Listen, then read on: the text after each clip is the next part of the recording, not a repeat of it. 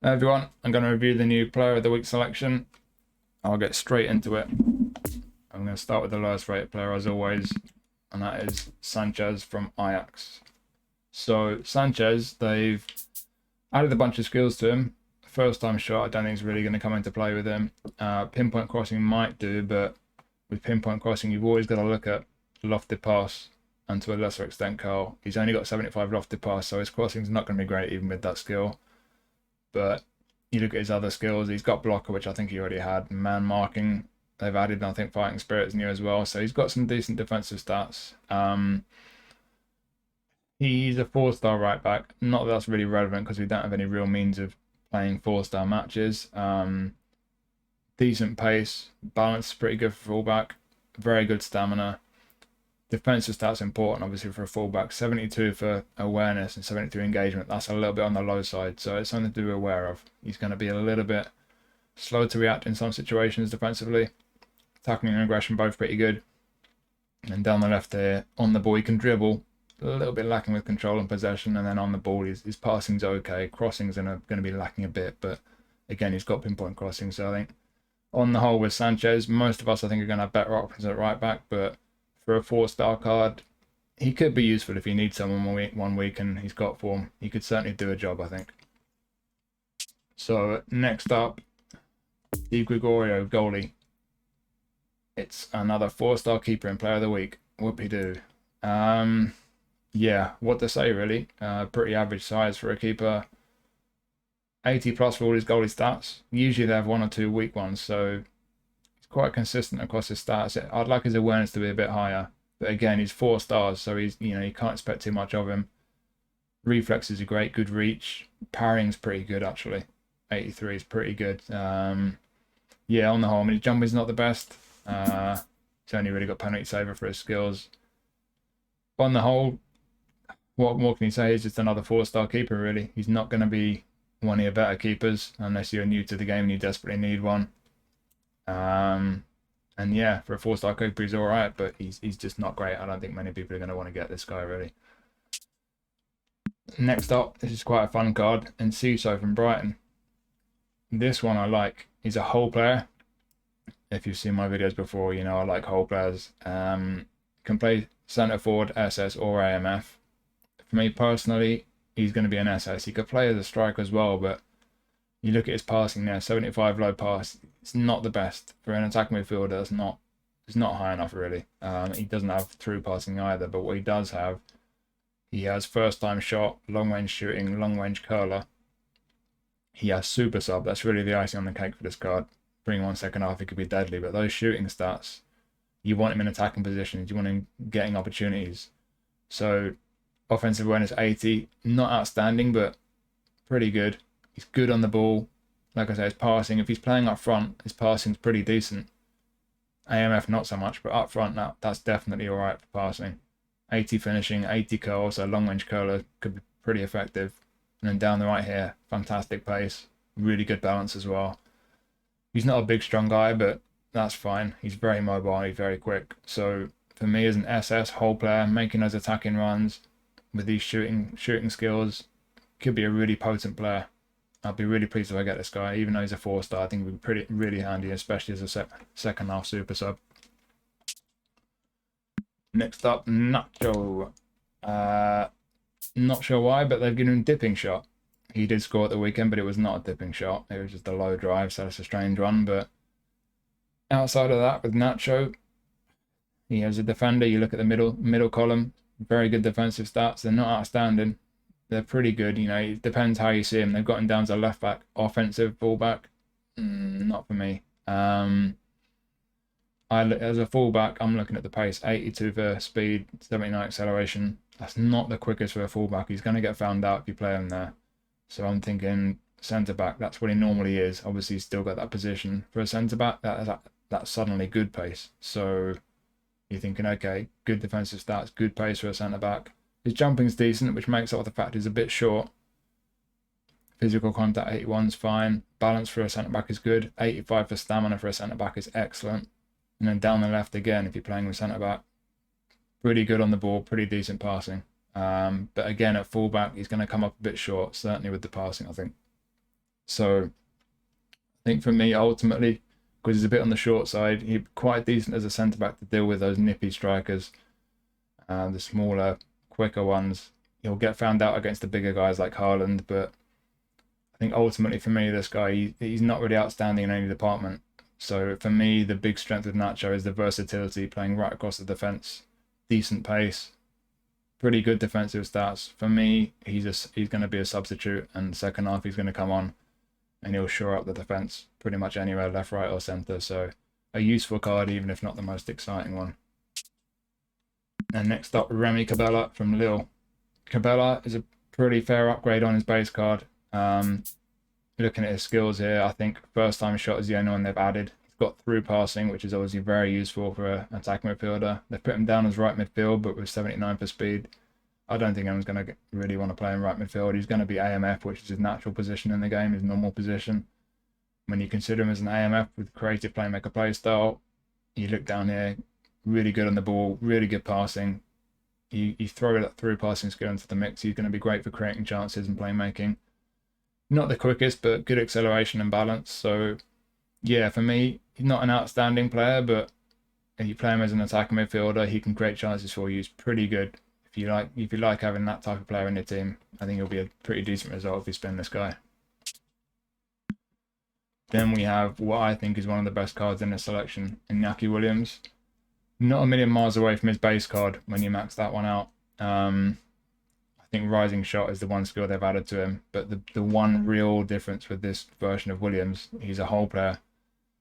That will be active right midfield, but you play him on right midfield, you're looking at the passing. Low pass on right midfield, not brilliant. Lofted pass right midfield, especially without pinpoint crossing, he's going to be useless at crossing, so I don't think you're going to want to play him right midfield.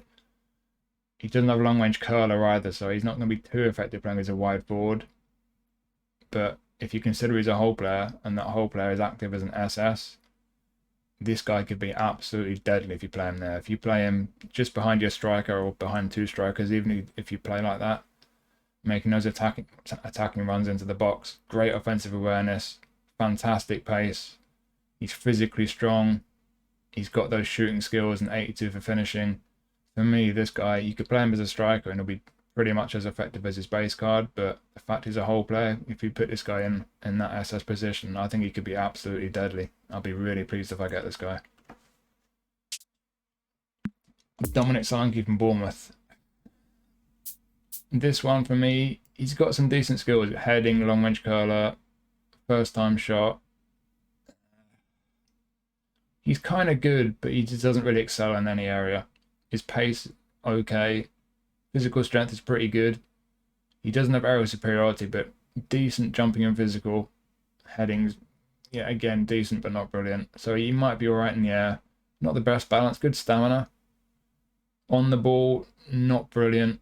Low pass is decent for a striker, to be fair. 81 offensive awareness, 85 finishing. He can finish. He's got good finishing.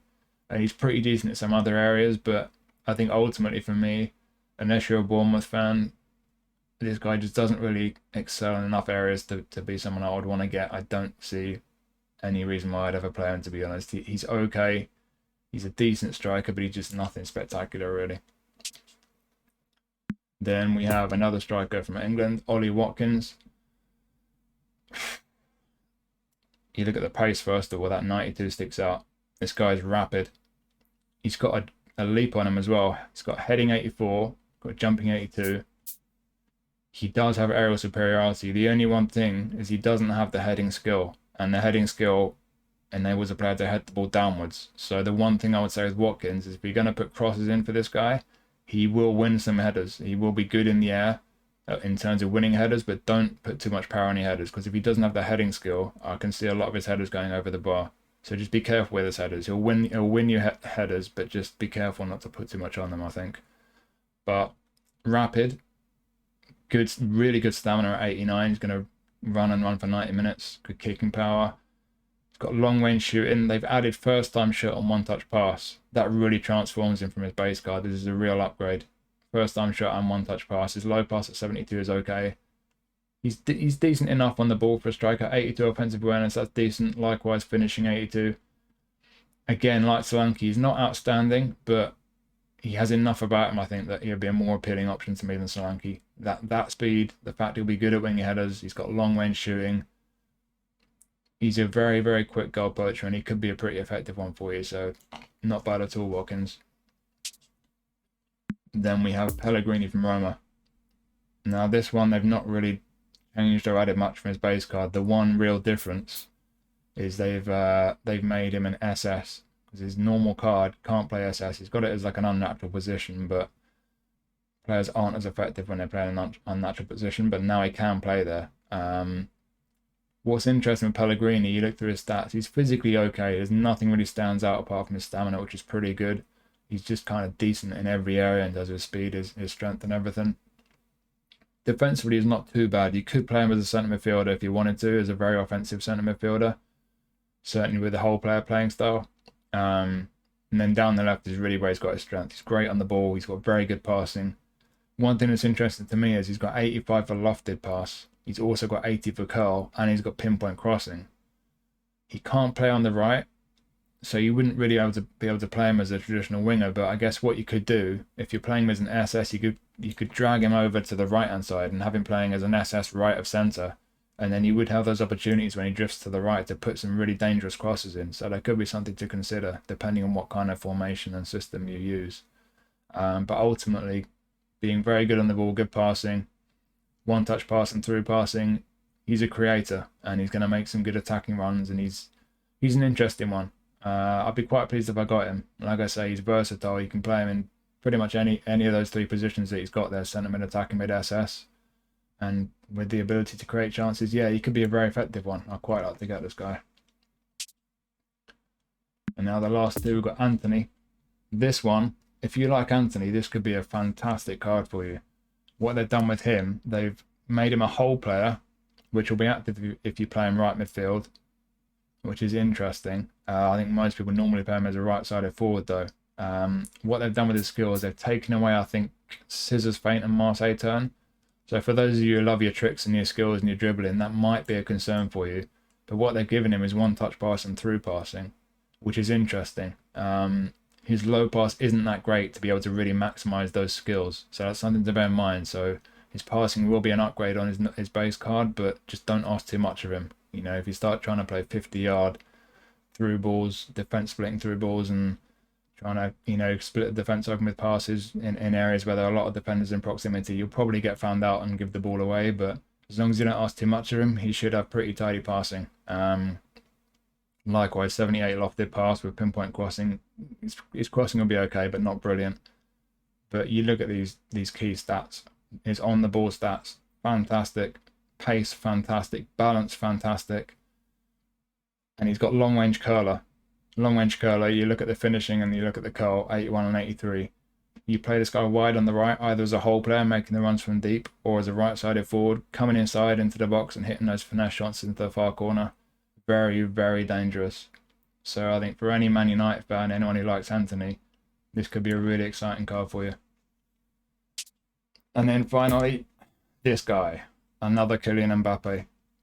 Not a lot to really say about this guy. I don't think anyone needs to hear any kind of reviews of this card. It's just another Mbappe. The one change really, 80 low pass and one-touch pass skill. So really, another Mbappe playing up front, but when you get into those situations where you're linking up play, trying to pass your way through the defense and get your strikers in behind, he's going to be very effective at that. His passing's pretty good. And yeah, what can you say? It's just another Mbappe. He's quick, offensive awareness, dribbling, the usual that you'd expect from Mbappe. Not looking forward to playing against him this week. If you don't already have him and you want him, this is a great card. Otherwise, just another Mbappe. So there you go. That's the Player of the Week selection. Hopefully you found it useful. As always, thank you for watching. See you next time.